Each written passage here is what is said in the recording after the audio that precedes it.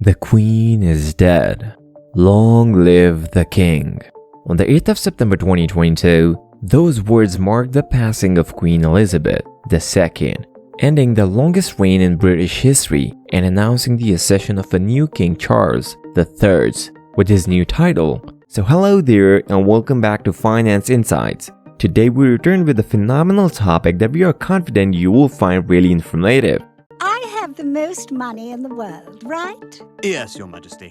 Charles has inherited a phenomenal amount of wealth and is now leader of the richest family on earth, an organization they themselves call the Firm. For years, the assets of the royal family has been shrouded in mystery, hidden behind laws designed to protect their true value.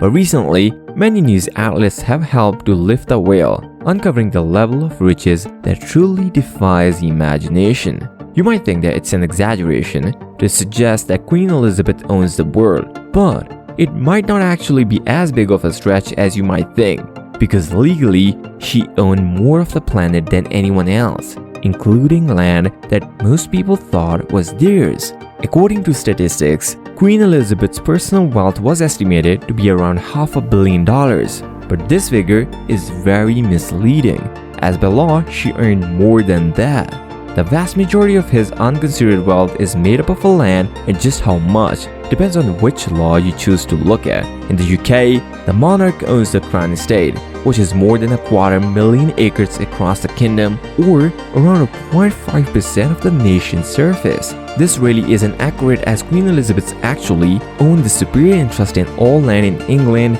Wales, and Northern Ireland, meaning that, by law, her ownership superseded any other landowner, meaning every landowner in the UK was really just leasing land from her.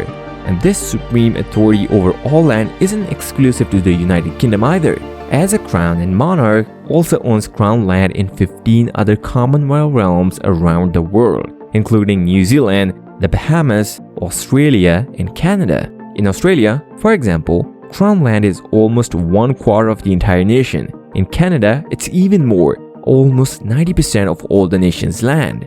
But again, even these figures aren't entirely correct, because technically, the Queen actually owns every single piece of land in these nations. In Australia, for example, a law firm described that even though many Australian landholders believe that they own their land, this isn't actually the case. Legally, the Crown actually holds absolute ownership of everything. This means that nobody truly owns land in any of the Queen's realms. It's all just the property of the Crown. This includes every single piece of land in Australia, New Zealand, Canada, Jamaica, Papua New Guinea, and the rest of the Commonwealth. To put it simply, Queen Elizabeth owned absolutely all land in every Commonwealth nation by law, land that upon her death was automatically transferred to a new owner. In total, the Queen's owned land amounted to 6.6 billion acres around the world, or around 1/6 of all land on planet's surface, including around half of Antarctica through claims made by Australia,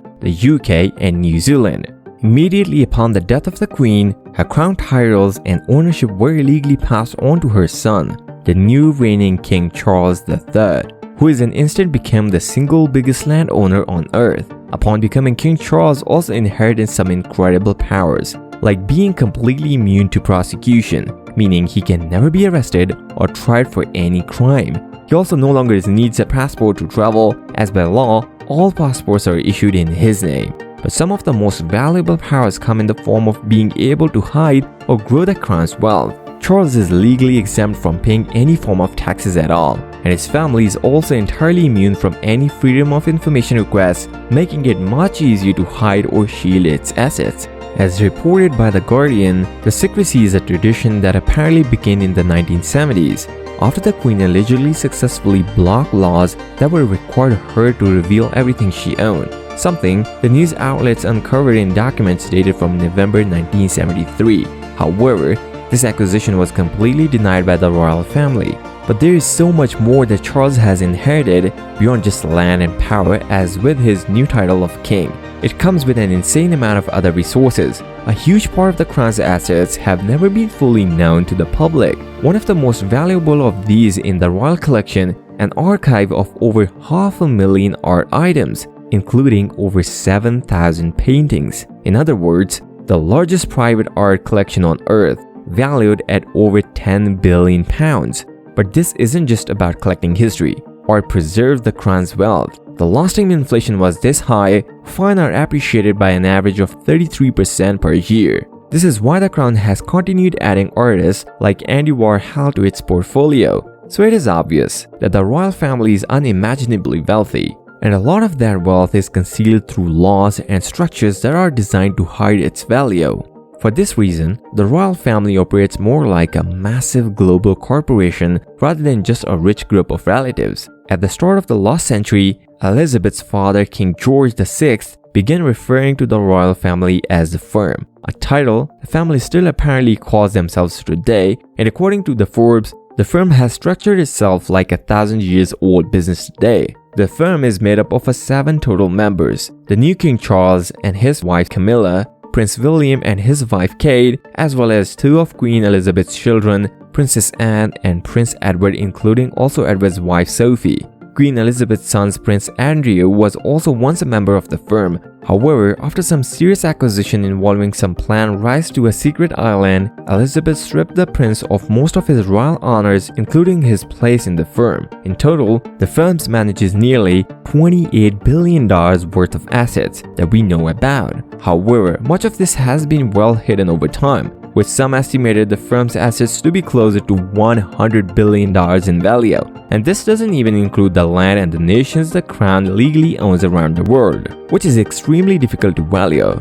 But by some estimates, the crown's technical ownership of Australia could be worth of over $5.8 trillion alone. Basically, if you take everything into account, the royal family are by far the richest family on the planet, making the family in the second spot look very small in comparison, which is the Saudi royal family, which has an estimated net worth of $1.4 trillion.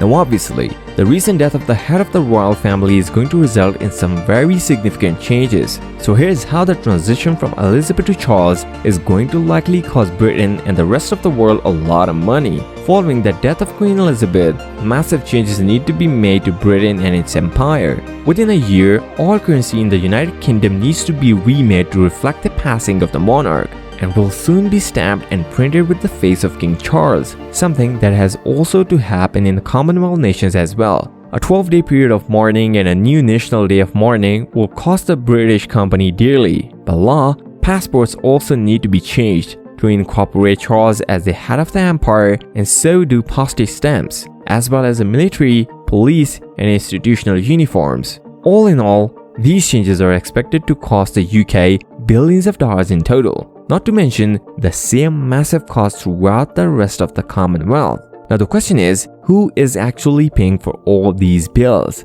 Is it not the taxpayers? What we also find really interesting from this whole thing is, we think this video illustrates how much power a single family still has over our planet today, especially considering that most of us probably think that the monarchy is something that's in most parts faded into history. This is just our opinion. What do you think? We would love to hear your thoughts down below in the comments. Thank you so much for watching, and if you like this video, please do give this video a thumbs up.